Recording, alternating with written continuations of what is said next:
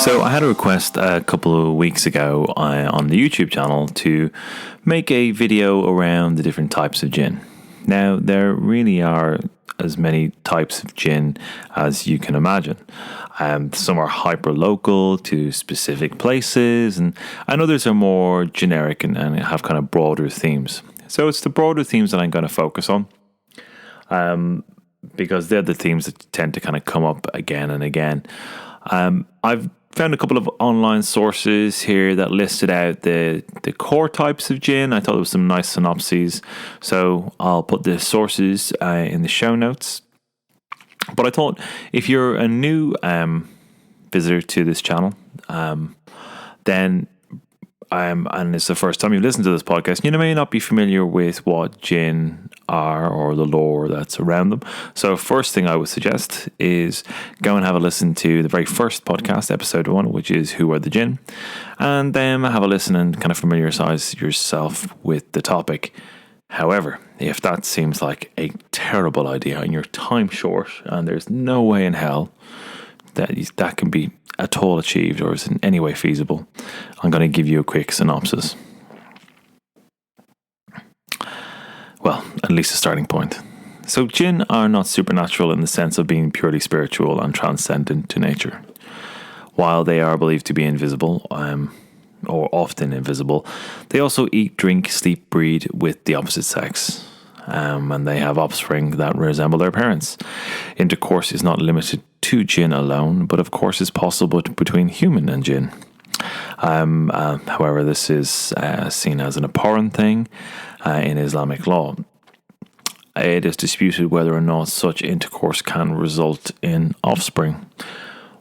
How that's often defined is that a male human can have a spiritual child with a Jinn, and then a female human can have a material or physical child with a male Jinn. So anyway, they are natural in the classical philosophical sense of consisting of an element undergoing change and being bound by time and space. They resemble spirits or demons in the sense of evading our everyday perception, but they are not of immaterial nature, as ruhaniya or spirit beings are. Thus, they interact in a tactile manner with people and objects. In early Islamic treatises, scientific treatises, the Jinn are included and depicted as animals with a subtle body. In the Qanun-e-Islam, written in 1832 by Sharif Jafar, writing about Jinn belief in India, states that their body constitutes of 90% of spirit and 10% of flesh. They resemble humans in many regards, their subtle matter being the only main difference. But it is this very nature that enables them to change their shape, move quickly, fly, enter human bodies, causing epilepsy and illness, as the historical belief was. So hence the temptation is there for humans to make them allies by means of magical practices. Now you will find some more information about those magical practices in the Spirit Box podcast. Unlike the Jinn in Islamic belief and folklore, Jinn in Middle Eastern folktales are often depicted as magical creatures, and they are, unlike the former, generally considered to be fictional. Whereas we know that the Jinn is very much a living belief in the Islamic world. Now, moving on to their appearance. So, the appearance of Jinn can be divided into 3 major categories. Those being zoomorphic manifestation, Jinn in the form of storms and shadows, and anthropomorphic manifestation. Now, I'll go on to explain those. So, zoomorphic manifestation. Jinn are assumed to be able to appear in the shape of various animals such as scorpions, cats, owls, and ongers, which is a kind of Arabic donkey. The dog is often related to the Jinn, especially black dogs. You will see that theme come up again and again and again, that a black dog turns up whenever a Jinn type experience happens. However, piebald dogs are rather identified with Jinn, which is a separate being altogether, and I won't go into that in this podcast. Associations between dogs and Jinn prevail in Arabic literature, but it's lost its meaning in the Persian scriptures, where serpents are the animals most associated with the jinn. Islamic tradition knows many narrations concerning a serpent who was actually a genie. One doesn't have to look any further than the fall from paradise, where Adam and Eve are tempted by a serpent. However, except for the Hurut in Yemeni folklore, the jinn cannot appear in the form of wolves. The wolf is thought of as a natural predator of the jinn, who contrasts the jinn by his noble character and disables them to vanish. Jinn in the form of storms and shadows. The jinn are also related to the wind. They may appear in mists and sandstorms. Zubair ibn al-Awam, who is held to have accompanied Muhammad during his lecture to the jinn, is said to view the jinn as shadowy ghosts with no individual structure. According to a narration, Ghazali asked Tabasi, famous for jinn incantations, to reveal the jinn to him. Accordingly, Tabasi showed him the jinn. Seeing them, they were like a shadow on the wall. After Ghazali requested to speak to them, Tabasi stated, for now he could see no more. He could not see more. Although sandstorms are believed to be caused by the jinn, others such as Abu Yama Zakariya, Ibn Muhammad al-Qazwini, and Ghazali attribute them to natural causes. Otherwise, sandstorms are thought to be caused by a battle between different groups of jinn. Now, before we move on to the next stage, of course, there's a couple of things going on here with the idea of storms and winds. That being kind of the Samund, the hot desert wind, is often seen as the source of the heat that gave birth to the jinn, that Allah fashioned the jinn from. They're also seen to travel through the wind, which is a famous mode of transport for the jinns, is jinns that control the various cardinal directions and winds that are associated with it.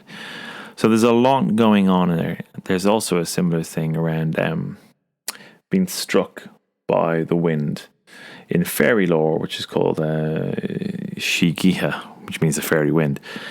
Very similar to jinn lore there. Very, very similar indeed.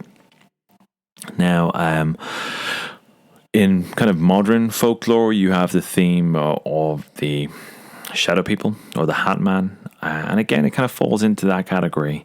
A kind of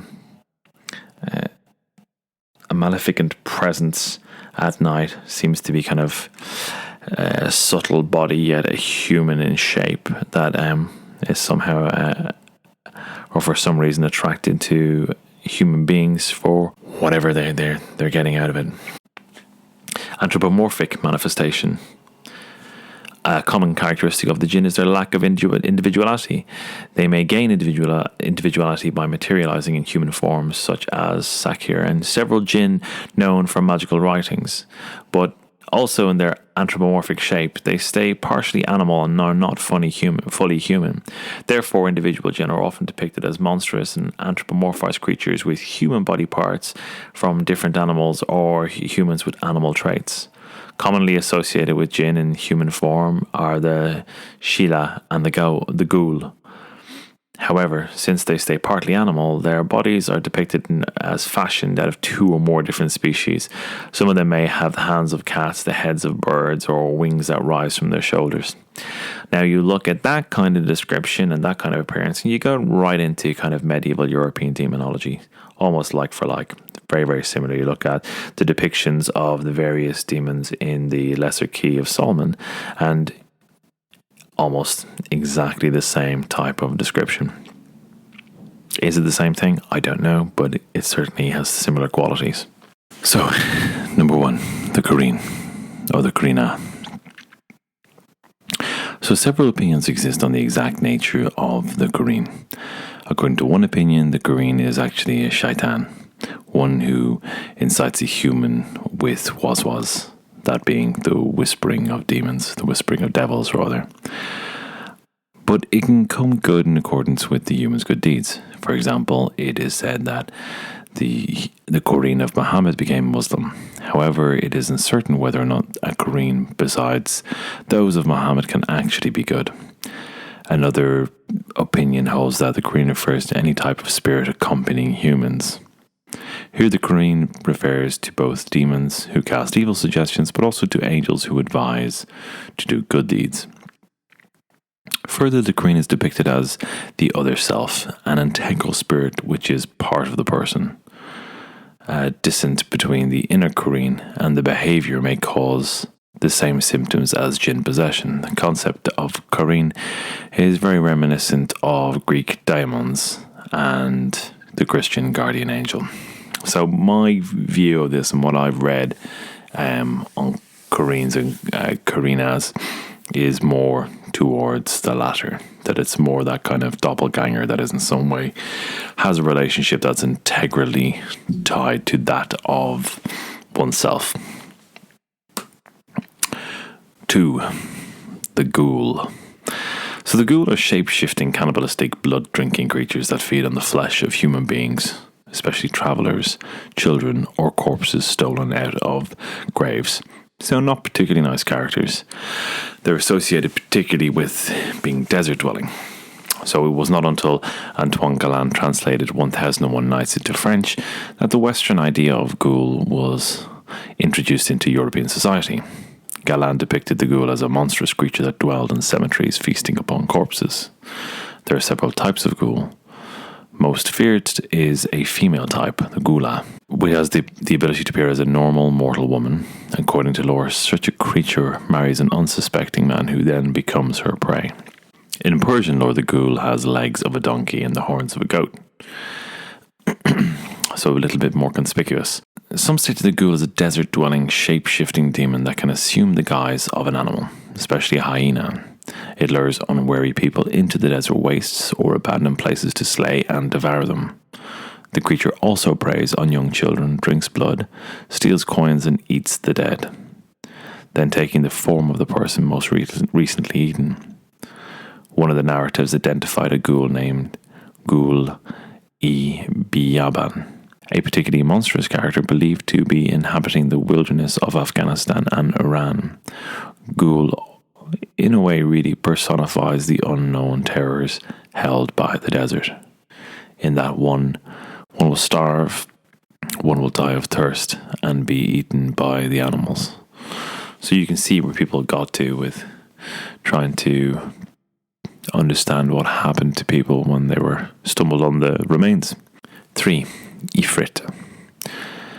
In Islamic scriptures, the term Ifrit is always followed by the expression of the Jinn, due to the ambiguous meaning of the term Jinn, which is applied to a wide range of different spirits, as we've discussed previously.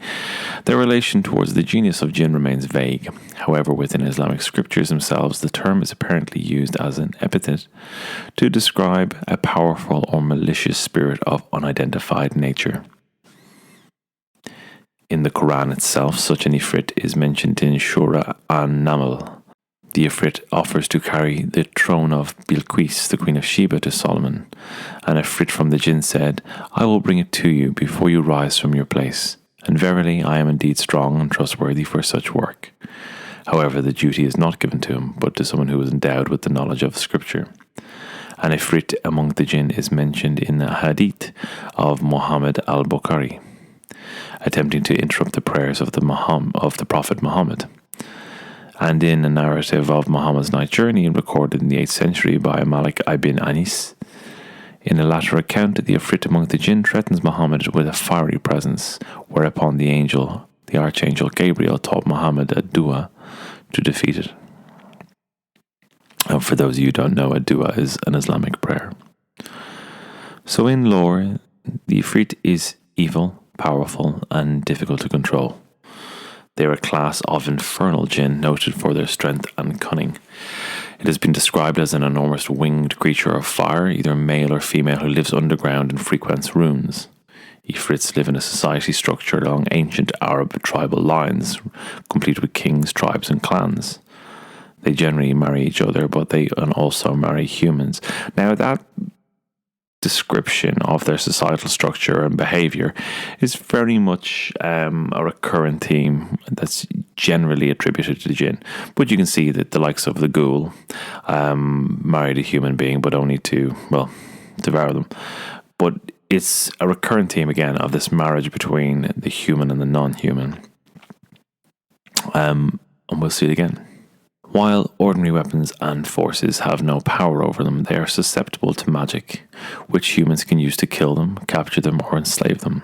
As with the Jinn, an Ifrit can either be a believer or an unbeliever, good or evil, but it is most often depicted as a wicked and ruthless being. In 1001 Nights, a tale called The Porter and the Young Girls, which is a narrative about a prince who is attacked by pirates and takes refuge with a woodcutter. The prince finds an underground chamber in the forest leading to a beautiful woman who's been kidnapped by an Ifrit. The prince sleeps with the woman and both are attacked by the jealous Ifrit, who changes the prince into an ape. Later, a princess restores the prince and fights a pitched battle with the Ifrit, who changes shape into various animals, fruit, and fire until being reduced to cinders. In the book, the word is used interchangeably with genie, and in the tale, the spirit is malevolent and but easily tricked by the protagonist. In medieval Iranian literature, the word Ifrit often denotes an African. In early folklore, the Ifrit is said to be formed of the blood of a murder victim. Driving an unused nail into the blood was supposed to stop their formation. The creatures were reported to being able to take the form of Satan, the murder victim, or even a sandstorm. In Islamic folklore, the Ifrit became a class of chthonic spirits, inhabiting the layers of the seven earths. They're generally ruthless and wicked, and as we discussed before, formed out of smoke and fire. But despite their negative depictions and affiliations to the nether regions, the Ifrit are not fundamentally evil on a moral plane. They might even carry out God's purpose. Such obligations can nevertheless be ruthless, such as the obligation to blood vengeance, avenging murder, and an Ifrit can be bound to a sorcerer if summoned. So, just to kind of explore the ideas of Ifrit a bit more, we're going to look at Egypt and Morocco, as they have various different ideas about Ifrit. So, firstly, Egypt. Although Ifrits are not necessarily components of a person, but independent entities, a common belief in Islamic Egypt associates an Ifrit with part of a human soul. This is probably influenced by the ancient Egyptian idea of Ka. The Ifrit are often identified with the spirits of the dead, departing from the body at the moment of death. So they're believed to live in cemeteries and wander around places of the dead, places the dead person frequently visited, or roam the earth close to the place of death until the day of judgment. A person who died a natural death does not have a malevolent Ifrit. Only people who are killed can give rise to a dangerous and active Ifrit, drawn to the blood of the victim. Driving an unused nail into the blood is supposed to stop their formation.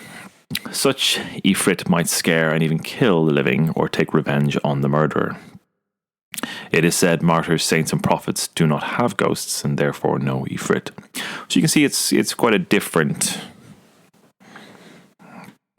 perspective on an Ifrit. And there's elements of the Qareen in there, and then saying they live in cemeteries, etc. Is starting to, that's a common thing about Jinn, the idea of cemeteries or ruins as their place of abode. Now in Morocco, the belief is different. The Ifrit are seen there as a more powerful type of demon compared to the Jinn and other supernatural creatures. They have a more substantial existence. They are greater in scale and capacity than other demons. Their physical appearance is often portrayed as having monstrous deformities such as claw-like or thorny hands, flaming eyes, or even 7 heads. Just as with Jinn, an Ifrit might possess an individual. Such persons gain some abilities from the Ifrit, such as getting physically stronger or more brave. But the downside of that is the Ifrit renders them insane. Quite the downside.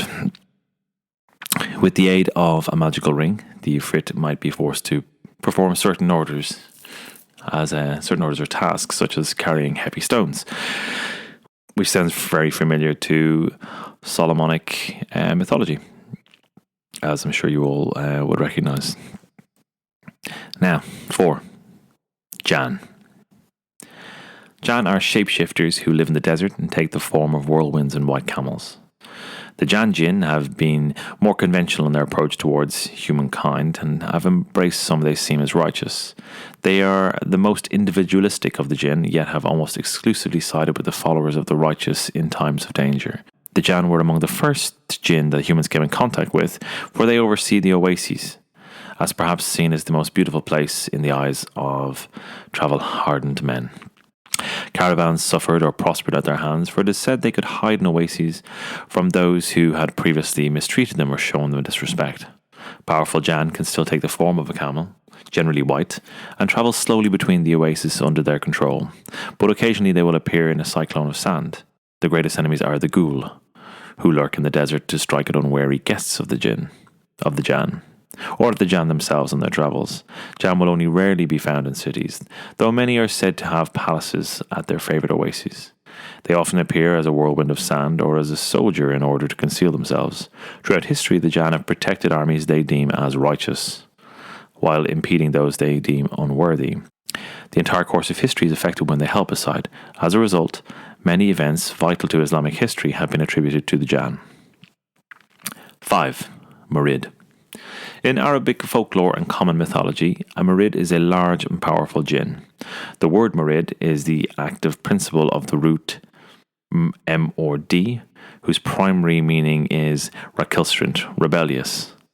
Lisan al-Arab, the Encyclopedic Dictionary of Classical Arabic compiled by Ibn Manzur, reports only forms of this general meaning.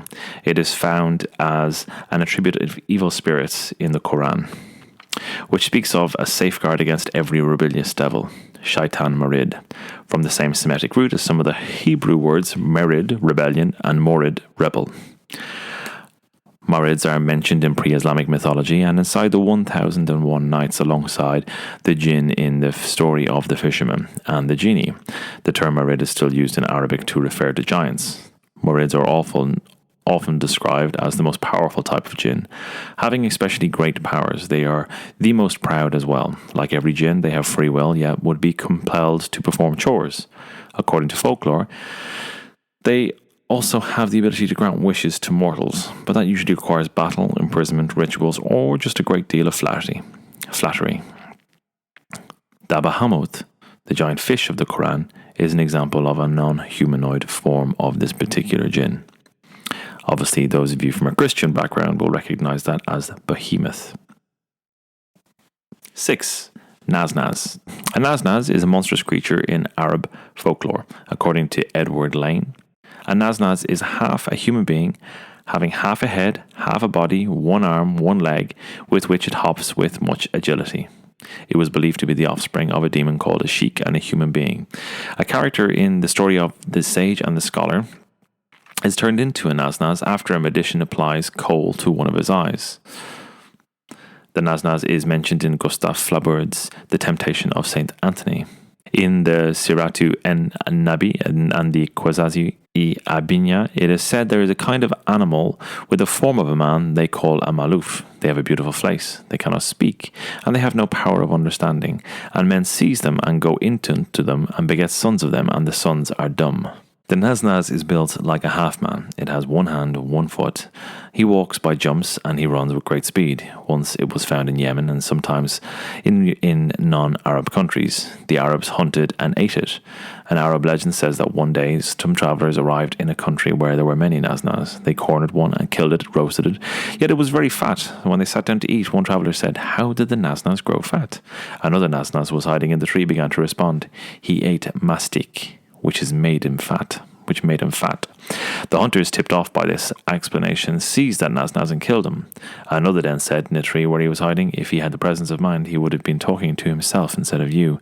The hunters took him in turn and killed him. At that moment, a fourth Nas-Nas, hidden in a hole in the ground, shouted, "I am cleverer, I will say nothing." He was immediately seized and put to death like the others. Travellers were thus provided with food. They say the Nas-Nas feeds on fruits and plants, and they were able to withstand thirst. In the country of Mizr, there's a kind of ape much resembling a man they call Nas-Nas. In body, it is like a large ape, but the whole of their body is hairy, and they have tails. And the species Maluf, described above, contrary to this species of ape, lives in eastern countries and has no tail, and the hair on their bodies is as a man, and they have a beautiful countenance. and in Farisi this is known as a Nas-Nas. In the Hadith it says that a tribe of Aid rebelled against the Prophet, so Allah turned them into Nas-Nas, each one of them who had a hand and a foot on one side of the body and who hopped like birds and grazed like beasts. It is also said those have become extinct, and what currently exists in that form are separate species, or that there are three kinds of Nas: Nas, Nas-Nas, Nazinis, or that the Nazinis are the females, or that they are a higher form than the Nas-Nas, or that they are Yaju or Maju, or that they are a group of humans or creatures that are in the shape of people but differ from them in certain things and are not them. The Nas-Nas described as resembling half a human being, having half a head, half a body, one arm, one leg, with which it hops with much agility, as being found in the woods of Al-Yemen, and that one was brought alive to al-Mutawakilki. It resembled a man in form, except that it had but half a face, which was in its breast, and a tail like that of a sheep. The people of Hedramot, it is added, ate it, and its flesh was sweet. It is only generated in their country. A man who went there and asserted that he saw a captured Nas-Nas, which cried out for mercy, conjuring him by God and by himself. A race of people whose head is in the breast is described as inhabiting an island called Jebba, supposed to be Java, in the Sea of Al-Hind or India. A kind of Nas-Nas is also described as inhabiting the island of Raj in the Sea of Asin or China, and having wings like those of a bat. That description of having the head in the breast is quite interesting, as the mythology and cartography around the North Pole, as it was seen several hundred years ago, around the late 1700s, viewed it as being four islands circling around Rupes Nigra, which the Phantom Island, it was believed to be a 33-mile wide black rock, which was the source of the magnetic North Pole. This mountain in Islamic lore is described as Mount Qaf. And the four islands that circle it made up the land of Hyperborea. And on one of those islands was a being called a Blemi, which also had its face in its breast. And there was a one-legged species as well. This idea of a one-legged species turns up again and again, particularly in the early kind of age of exploration, where the kind of that Here Be Monsters section of maps was often populated with fanciful creatures, but including things like dog-headed men, faces in chests, and beings with one leg. 7. Palace. The palace is a vampiric footlicker that lives in the desert. It has low intelligence and can be easily outwitted, according to lore. It attacks sleeping people and drains their blood by licking the soles of their feet. It can be fooled by two people sleeping end to end with the soles of their feet together under each other's head. I don't know how you'd manage to sleep like that. 8. Sheikh. The Sheikh is a lower form of Jinn, a half-creature, or literally only half-formed, and thus monstrous in appearance. Muhammad al-Qazwini included Kabanda, the creature from the South Asian epic Ramayana, as a Sheikh Jinn. They mate with humans, and the offspring is a Nas-Nas, the hybrid creature we described earlier, with half a head, one hand, and a single leg. But apparently tastes delicious. 9. Si'lat. The Si'lat is a centaur-like Jinn. It is an expert shapeshifter, able to mimic a human's appearance with ease, and is said to be the smartest of the Jinn. They most often appear as beautiful women. They tend to live in forests and desert oases. But they are much more open-minded about humans than the other types of Jinn, and can easily integrate themselves into human society. They prefer to talk their way out of trouble than to use force. They are not usually malicious, but have been known to hide oases from travellers they don't like. They can also be meddlesome, and their attempts to help humans with their problems often make them worse. They are mentioned in the Quran and other Islamic texts, and inhabit an unseen world in dimensions beyond the visible universe of humans. Together, the Jinn, humans, and angel makes up the three sapient creatures of God. The Quran mentions that the Jinn are made of smokeless and scorching fire, but also physical in nature, being able to interact physically with people and objects, and likewise be acted upon. It is proposed that possible explanations for the Si'lat were the description of Mongol warriors riding their horses at an expert level, making them look inhuman. Now, Another definition of this creature is the word translates as hag, or treacherous spirits of invariable form. And it's a supernatural, it's the same creature, but it's a different description. It is a supernatural creature assigned to the Jinn or Ghouls of Arabian folklore. These spirits are classified to be one of the most malicious classes of Jinn. So totally different characteristics here. They're described as talented shapeshifters, often appearing in human form and as a female. And despite their impressive shapeshifting abilities, they can be discovered because of their hybrid appearances of animals. So we're getting to the same kind of characteristics here. Accordingly, the Si'lat are said to live in the most desolate parts of the desert, where they lead travelers and nomads astray, leading them to their deaths.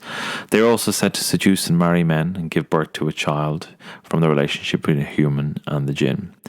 This theme turns up again and again and again. This idea of hybrid children is really, to this day, it still occurs. In pre-Islamic Arabic countries, there is said to be one man who fell in love with a Si'lat and had children who are known as Banu Si'lat. It is rumoured that the Arab population was conceived from the descendants of Amir ibn Yarmouk's children, who were half Si'lat. Their mother was said to have left the family behind after seeing lightning in the sky, interpreting it as a sign to return to her clan. According to Iraqi historian Mahmoud Shoriki al-Alusi, Arabs refer to Si'lats to women who are said to be slim, witty, powerful, and accused of being unloyal seductresses. So a pretty misogynistic view of intelligent, powerful women. I think it's particularly distasteful when you read that kind of thing, where positive traits in a woman who is independent and as her own person is described as being a Jinn. Exactly the same thing used to happen in Celtic countries. The case of Bridget Cleary springs to mind, which I've mentioned in another video. That's just sad. Pretty pathetic, really, to be honest. 10. Parian. The Parian, or fairies, are Jinn of great beauty who guide humans on their way to the land of the blessed. Now, I couldn't find much more information about them, so I'll have to come back to that at a later date. 11. Div. A div or dev is also known as a diva, or a diva is an evil spirit, a genie of war. These beings serve the underworld spirit, Angara Manyu, and are listed as Amesha, Akam, Manan, Indra, Naon, Hayata, and Sora. The Div live in the mountains of Qaf with the Peris. The mountain range, composed of green crystallite, reflects the greenish tint to the sky. Qaf was believed to surround the circular and flat earth like a gigantic fence some 2,000 miles high, outside of which flows the ocean. The malignant Div and Peris wage constant war against each other. When Peris are taken prisoner, they are locked up in an iron cage and hung from the top of the tallest trees. Not only are the Peris in pain from constantly touching the iron bars of the cage, but they are also exposed to a persistent chilling wind. The Div deny the Peris their only food they can consume, the fragrance of perfume, as the Div find it to be a natural repellent. 12. Shaytan. In Islam, the devil is known as Iblis, or Shaytan. In Islam, Iblis is a Jinn who refused to bow to Adam. The primary characteristic of the devil, beside hubris, is that he has no power other than to cast evil suggestions into the chests of men, women, and Jinn. Although the Quran does mention appointing Jinn to assist those who are far from God in a general context, we made the evil ones friends only to those without faith. The Shaytan is a rebellious, malevolent genie, and is primarily associated with demonic forces. Some people see this as a separate type of creature to a Jinn, in that it is entirely evil, and they are seen as being manufactured of the fires of hell itself, a separate being to the Jinn. They are assumed to visit filthy and desacralized places. They tempt humans into sin and to everything that is disapproved by society, by their whispering, by was.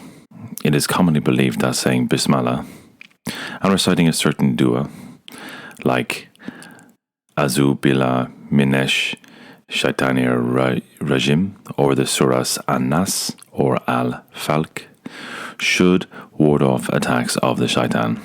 Although it is impossible to gather all depictions and local traditions on depictions and understandings of the Shaitan, these characteristics tend to appear frequently. It's noted that when they talk about when it's described as putting evil suggestions into the chests of men, these things are often symbolized as eggs that are planted on the heart, which then grow into Shaitan and become the recurrent patterns of negative behavior that the individual then experiences. Number 13, Vittala. So the Vittala is a vampire type jinn and is genuinely terrifying in its description. They're supposed to have the power to possess corpses and prevent them from decaying. This allows them to move freely in the human world and be absolutely undetectable. The Vittala are extremely intelligent and thought to be natural psychics, and they are often said to have the ability to read thoughts and tell a person's future.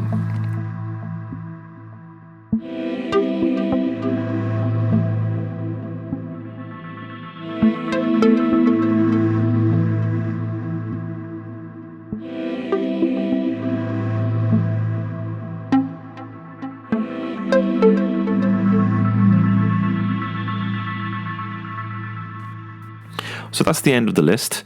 I'm going to add one other reference that I've found, and this is the term core, and it's a Turkic term, and it describes a type of spiritual creature. And these are mentioned in pre-Islamic texts and in the oral tradition of the area. The term, or a variant of the term, turns up in Slavic lore as well, but I want to read you the description of it. So cores are spiritual creatures who inhabit an unseen world in dimensions beyond the visible universe of humans. Folk narratives mentions the cores are made of fire, but also physical in nature, and being able to interact with people and objects likewise be acted upon. Like human beings, the core can be good or evil, or neutrally benevolent to just like humans. They are taught to be responsible for several mental disorders. These entities are taught to inhabit desolate places such as abandoned houses and ruins. They fear iron, and within Islamic tradition they are taught to disappear after reciting a basmala. Despite being generally feared, they are not necessarily evil in nature.